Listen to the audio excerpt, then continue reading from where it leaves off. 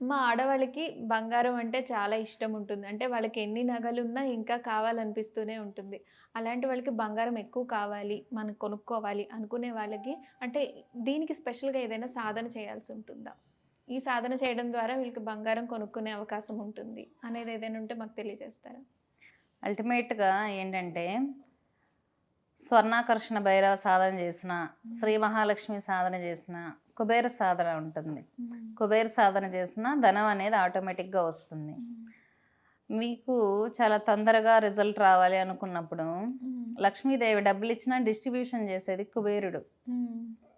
అమ్మవారు ప్రసాదిస్తుంది. ఎవరికి ఎంత ఇవ్వాలని చెప్పేది మధ్యలో మీడియేటర్ అనమాట. కుబేరుడు. కుబేరుడు. హ్మ్. మీకింత రావాలి, వాళ్ళకంత రావాలి అని హ్మ్. లెక్కలు చూసి హ్మ్. ప్రసాదిస్తూ ఉంటాడు. హ్మ్. కాబట్టి కుబేరుడు అనుగ్రహం గూడా ఉండాలి గదా! హ్మ్.